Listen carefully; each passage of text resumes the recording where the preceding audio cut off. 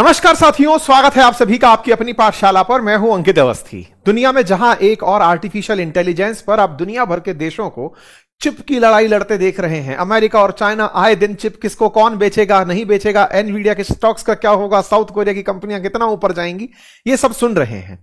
इसी के दौर में अब एक और चर्चा रोबोट की जुड़ चुकी है, क्योंकि ह्यूमनॉइड रोबोट यानी कि इंसान जैसे दिखने वाले रोबोट पर अब अमेरिका और चाइना फिर एक बार आमने सामने आ पड़े हैं।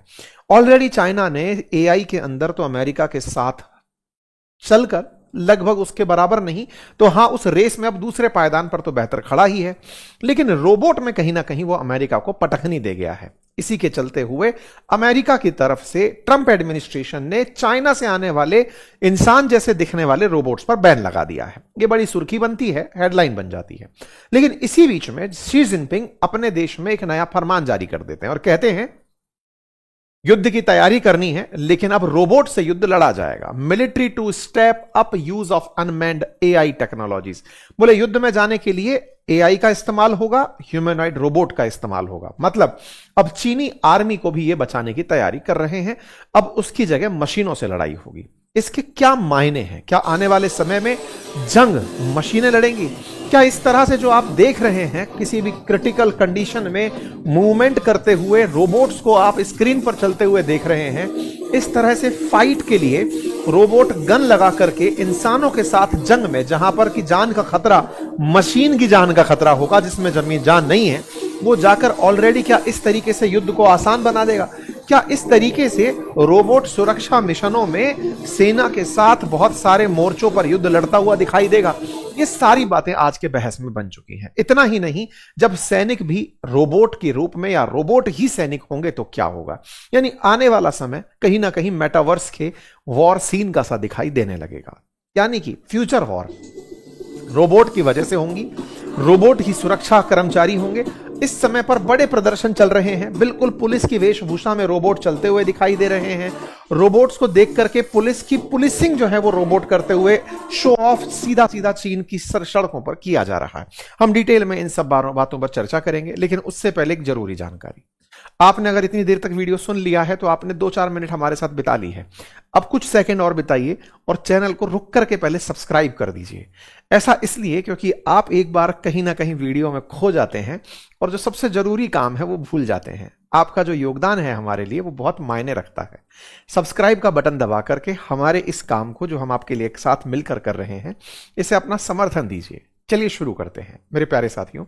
चर्चा सबसे पहले अमेरिका की करते हैं। अमेरिका ने दुनिया के सामने, क्योंकि अल्टीमेटली एआई की दौड़ में अमेरिका खुद को आगे बना चुका है, ऑलरेडी दुनिया में एआई को वह आगे से एक्सपोर्ट भी कर रहा है, लेकिन चीन की ह्यूमनॉइड रोबोट को लेते हुए ट्रंप प्रशासन ने सीधा मना कर दिया है कि नहीं, अब हम विदेशी ह्यूमनॉइड रोबोट नहीं लाएंगे। और उसका सीधा सा कारण है राष्ट्रीय सुरक्षा की। हमारी सुरक्षा को दिक्कत है। वास्तविकता में अमेरिका को सुरक्षा से ज्यादा चिंता इस बात की है कि पैसा टेक्नोलॉजी के लिए, क्योंकि अमेरिका टेक्नोलॉजी के लिए जाना जाता है। टेक्नोलॉजी अगर हमें चाइना से खरीदनी पड़ी तो फिर हमारा क्या होगा? ऐसा क्यों हो रहा है? क्योंकि चीन दुनिया में सबसे ज्यादा रोबोट काम में ले रहा है। ना केवल काम में ले रहा है बल्कि दुनिया में एक्सपोर्ट भी चीन का ही सबसे ज्यादा होता है। 2024 में चाइना ने अपने फैक्ट्रीज में लगभग 3.25 लाख इंडस्ट्रियल रोबोट यूज किए, जबकि अमेरिका सिर्फ 34,000 रोबोट यूज कर पाया। चाइना के कारखानों में 20 लाख से ज्यादा जो इंडस्ट्रियल रोबोट हैं वो काम कर रहे हैं, जबकि अमेरिका में अभी लगभग 4 लाख इंडस्ट्रियल रोबोट काम कर रहे हैं। जहां तक बात हो रोबोट की, तो सबसे ज्यादा रोबोट खरीदने वालों में चाइना से अमेरिका ही सबसे आगे खड़ा है। चाइना की कई कंपनियां जैसे यूनिट्री है, एजीआई बॉट है, गैलबॉट है, ये वो कंपनियां हैं जो कि इस समय एक्सपोर्ट में सबसे आगे खड़ी हैं। इसी के चलते जब इनके ऊपर बैन लगेगा तो अमेरिकी कंपनी जैसे टेस्ला है, फिगर एआई है, बोस्टन डायनामिक्स है, इन्हें फायदा होगा, क्योंकि चाइनीज सामान के आगे ये लोग टिक नहीं पा रहे थे। अमेरिका ने ऐसा पहले चिप्स के साथ भी किया हुआ है, हुआवे के साथ भी किया हुआ है। टिकटॉक के केस में भी आपने देखा कि अमेरिकी कारोबार अमेरिका ने चाइना से खरीद लिया। कहीं ना कहीं अब एक बात तो तय है कि अमेरिका चाइना की टेक्नोलॉजी में जो एंट्री है उससे डर रहा है। अब इतनी देर तक चलती चर्चा में आपके दिमाग में एक सवाल आ चुका होगा, चाइना की बात कर रहे हो, भारत की बात कब करोगे? भारत वाले कहीं खड़े भी हैं या नहीं? सही सवाल है, और भारत के लिए वाकई में ये सोचने का विषय है। हम टेक्नोलॉजी में अमेरिका और चीन कब तक पढ़ते रहेंगे? हम कब खुद इस काम में आगे बढ़ेंगे? आज हम कहां हैं ये सेशन के अंत में मैं आपको जरूर बताऊंगा, लेकिन ये जरूर है कि हम टॉप 10 में भी नहीं खड़े हैं। चलिए थोड़ा और आगे बढ़ते हैं। जहां तक बात अमेरिका और चाइना की हम कर रहे हैं, तो अमेरिका ने बहुत पहले ही चीन को अपनी तरफ से दी जाने वाली जो एनवीडिया की चिप्स थी वो रोक दी थी कि तुम हमारे यहां से चिप्स मंगाते हो और उनका इस्तेमाल एआई में करते हो। चाइना ने अपने स्तर पर सारी चीजें, फिर चाहे हुआवे के ऊपर लगा हुआ बैन हो, चाइना ने खुद विकसित की। अमेरिका ने यह तक कहते हुए कि चाइनीज लोग हमको माल बेच करके पैसे कमाते हैं, अमेरिका ने उनके ऊपर कई बार बैन लगाया। यानी टेक्नोलॉजिकली जो लड़ाइयां हैं वो आप देखते आए। सोशल मीडिया में टिकटॉक कैसे ट्रंप ने आते ही अमेरिका से चाइना से हड़पा कि भाई जो अमेरिकी कारोबार है वो हमें दे दो, क्योंकि अमेरिका ये समझ चुका है कि चाइना ना केवल डेटा पर बल्कि टेक्नोलॉजी पर भी अमेरिका पर अब धीरे धीरे भारी पड़ रहा है। अब इस पूरी लड़ाई में दो सुपर पावर्स अमेरिका और चीन आमने सामने हैं और इसी आमने सामने में ट्रंप अपना धंधा ढूंढ लेते हैं। एरिक ट्रंप के बारे में सूचना निकल कर आई है, उनके बेटे के बारे में, कि वो इस समय पर ह्यूमनॉइड रोबोट की कंपनी में पार्टनर बन चुके हैं। जहां धंधा पिताजी दूसरों का बंद करते हैं, ये अपना दुकान खोल लेते हैं। हालांकि चाइना ने इस बात पर अमेरिका को साफ कहा है कि आप हमारे साथ इस तरह का बर्ताव नहीं कर सकते, ये अगर होता है तो रिश्तों को बड़ा नुकसान इससे पहुंचेगा। लेकिन अमेरिका तो अमेरिका है। लेकिन इसी बीच में जब अमेरिका यह कह रहा हो कि हम चाइना से ह्यूमनॉइड रोबोट नहीं खरीदेंगे, उधर शी जिनपिंग कहते हैं कोई बात नहीं, मत खरीदो, हम अपनी सेना में ह्यूमनॉइड रोबोट घुसा दे रहे हैं। अब कहो सेना जो है वो यूज करेगी इस मतलब मिलिट्री एप्लीकेशंस में एआई और रोबोट। ये बात उन्होंने जो पीपल्स लिबरेशन आर्मी है उसकी 99वीं वर्षगांठ में बोलते हुए कहा कि हमको अब सेना को बहुत आधुनिक तरीके से आगे लेकर चलना है। इस बात के क्या मायने निकाले जाएं? मायने ये कि आने वाले समय में चीन की सेना में रोबोट दिखाई दे जाएंगे। जहां तक बात हो रोबोट की कि सबसे पहले कौन इसमें आया, तो साथियों बात 1921 से निकल करके आती है जब रोबोट पहली बार शब्द आया। मतलब आज का नहीं है, 100 सालों से चला आ रहा है। लेकिन 2008 में ह्यूमनॉइड रोबोट की चर्चा होना शुरू हुई थी।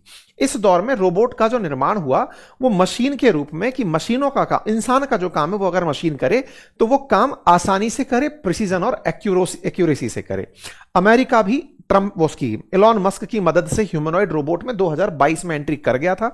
या आप मेलानिया ट्रंप को साथ में देख सकते हैं एक रोबोट के चलते हुए, जब वो इस तरह से एक रैंप वॉक में दिखाई दी। खैर, जहां तक बात हो चाइनीज रोबोट की, तो यह बड़ा प्रश्न बनता है चाइना के केस में, यार चाइना वालों के पास इतनी बड़ी आबादी है, वो रोबोट किस जंजाल में क्यों फंसे हैं? उन्हें लोगों को रोजगार देने पर फोकस करना चाहिए, वो रोबोट के पीछे क्यों पड़े हुए हैं? इसकी भी बड़ी दिलचस्प कहानी है। कहते हैं कि चीन के सर्वोच्च नेता हुआ करते थे देंग शियाओपिंग। उन्होंने चीन की अर्थव्यवस्था को जब पब्लिक के लिए खोला कि भाई सुनो, अब हम लोग जैसे आज 1991 की अपन बात याद करते हैं, लिबरलाइजेशन, प्राइवेटाइजेशन, ग्लोबलाइजेशन भारत ने अपनाया, ऐसे चाइना ने 1978 में यह अपना लिया था और कहा था कि चाइना में आकर फॉरेन कंपनियां निवेश कर सकती हैं।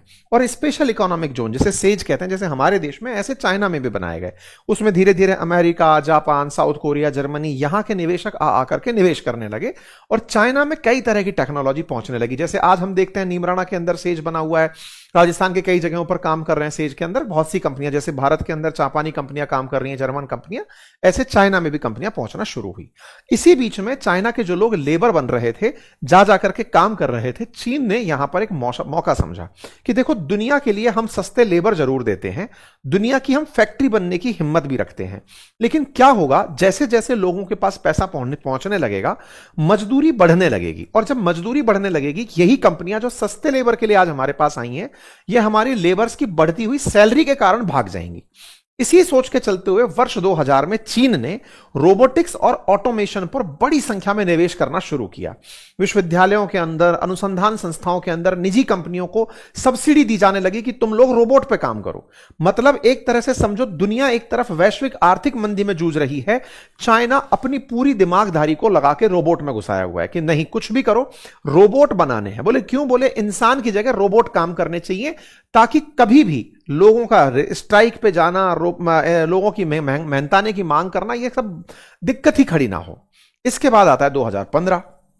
चीन ने अपनी एक सबसे बड़ी इंडस्ट्रियल पॉलिसी, जिसे मेड इन चाइना 2025 कहते हैं, वो लॉन्च कर दी। इसका उद्देश्य केवल इतना था कि हम ना केवल रोबोट बनाएंगे बल्कि हाईटेक मशीनों को, रोबोट को दुनिया में भी बेचेंगे। इतना ज्यादा रोबोटिक्स में फोकस करेंगे कि दुनिया भर के लोग हमारे रोबोट खरीद करके मशीनों में काम मिलेंगे। अब आप पूछेंगे क्या रोबोट नाचने गाने का ही काम करता है क्या? नहीं। आज आप बहुत सी जगह गाड़ियों को असेंबली प्लांट में जब बनते हुए देखते हैं, वो सारी मशीनें जो असेंबल कर रही हैं वो सब रोबोटिक काम हो रहे हैं। इवन सर्जरी करना, मोबाइल के अंदर जो आप पार्ट्स लगते हुए देखते हैं, ये सब करना, बहुत सारे काम मशीनों के थ्रू बहुत प्रॉपर एक्यूरेसी से मैकेनिकल तरीके से करना रोबोट्स ने शुरू कर दिया। आज इसी के चलते चाइना मशीनों को सेना में भी ले जाने की तैयारी कर रहा है। मतलब कि अगर वो युद्ध करने कल को ताइवान से जाता है तो उस समय इंसानी रूप में जो है सैनिक पहुंचेंगे, और इसके लिए उसने वर्ल्ड रोबोट कॉन्फ्रेंस 2024 में 20 से ज्यादा प्रकार के इंसानी रोबोट दुनिया के सामने रख दिए। चीन की फैक्ट्रीज में आज 20 लाख से भी ज्यादा रोबोट काम कर रहे हैं, और लगातार मतलब दुनिया के अंदर 28% रोबोट का जो आंकड़ा है ना, वो अकेला चाइना लेकर चल रहा है। मतलब यह समझकर चलिए कि दुनिया भर में अगर ह्यूमनॉइड रोबोट की बात कभी की जाए तो अकेला चाइना 90% पर कवरेज बनाया हुआ है। मतलब चीन में ह्यूमनॉइड रोबोट दुनिया के 90%, चाइना की लगभग 150 कंपनियां इसी काम में बिजी। यही कारण है कि चाइना ह्यूमनॉइड रोबोट के अंदर टॉप पर आकर के खड़ा हुआ है, यानी कि स्टार्टअप्स के मामले में टॉप पर आकर खड़ा है। स्टार्टअप्स के मामले में भारत नंबर 3 पर है जहां तक बात रोबोट की हो। आज रोबोट इतना बड़ा मार्केट बन चुका है कि ह्यूमनॉइड यानी इंसान जैसा दिखने वाला रोबोट का बाजार 2030 तक $15 बिलियन का होगा। चाइना केवल बेचने पर ही फोकस नहीं कर रहा है, अपने प्रिसीजन और एक्यूरेसी को बढ़ाने के काम कर रहा है। यही कारण है कि जब दुनिया के टॉप 10 देश तलाशते हो जो कि इस समय रोबोट सप्लायर के रूप में है, तो हम कहीं पर भी नहीं खड़े हैं। यूएस, चाइना, जर्मनी, जापान, ये वो देश हैं जो टेक्नोलॉजी सप्लायर बनकर खड़े हैं कि हमसे टेक्नोलॉजी ले लो। और आज इस तरह के प्रदर्शन करके चाइना दुनिया के अंदर एक साइकोलॉजिकल बैरियर पैदा कर रहा है कि सुनो हम कितना आगे जा चुके हैं। तकनीकी अपने आप में, चाहे स्पेस के अंदर हो, चाहे मनोरंजन में हो, हर जगह चाइना कहीं ना कहीं रोबोट्स के कार्रवाइयों को दिखा दिखाकर लोगों को मतलब एक सुप्रीमेसी लेता जा रहा है नॉलेज के अंदर कि देखो किस तरह से काम किया। रोबोट मैराथन दौड़ रहे हैं, रिंग में फाइट कर रहे हैं, पुलिस के रास्ते में बनकर के ट्रैफिक कंट्रोल इस समय रोबोट कर रहे हैं, पुलिसिंग का काम रोबोट कर रहे हैं। ये सारी तस्वीरें इस समय, अभी हद तो तब हुई जब फ्रेडरिक मर्ज जो कि जर्मनी के चांसलर हैं, अभी मतलब 4 महीने पहले जब चाइना आए थे, तब उनके सामने रोबोट्स के थ्रू डांस करवा के दिखाया गया। प्रेजेंटेशन इस तरह से दी गई कि मर्ज के सामने, जर्मन चांसलर के सामने जो परंपरागत नृत्य है वो रोबोट करते हुए दिखाई दिए। मतलब इतना वेल कोऑर्डिनेटेड तरीके से ये सारा काम करके इन्होंने दिखाया। ये सर्विसेज नहीं है, ये टेक्नोलॉजी है, इसके लिए मशीन इन्वॉल्व है। चाइना ये सब करके दुनिया के दिमाग में एक छाप छोड़ रहा है, और वो ये कि हम तकनीकी में आप सबको पीछे छोड़ते चले जा रहे हैं। तो अब चाइना जब भारत के साथ जंग में होगा तो निश्चित ही एक बहुत बड़ा विषय हमारे लिए, ना केवल फेक जो नैरेटिव होता है वो होगा, बल्कि तकनीकी भी लड़ाई के दौर में एक बहुत बड़ा संघर्ष का विषय बनेगा। अब सवाल करते हैं भारत कहां खड़ा है। तो जहां तक बात है भारत की, तो हमारी सेना भी तेजी से एआई और डेटा आधारित तकनीकी में तेजी से आगे बढ़ रही है।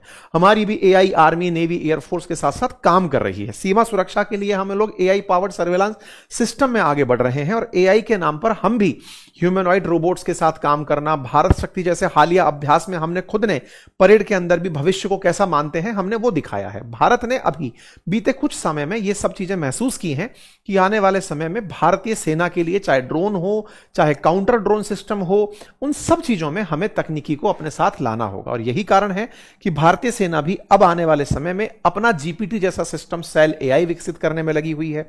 हम भी आने वाले समय में तकनीकी के आधार पर बढ़ते हुए म्यूल जैसे मल्टी यूटिलिटी लेग्ड इक्विपमेंट कहते हैं, एक रोबोटिक डॉग, वो भी शामिल करने की उसमें चल रहे हैं, ताकि हम लोग भी सेना के लिए इस तरह के रोबोट और कैमरे लेकर के अपना काम कर सकें। कुल मिलाकर जंग तकनीकी की होगी।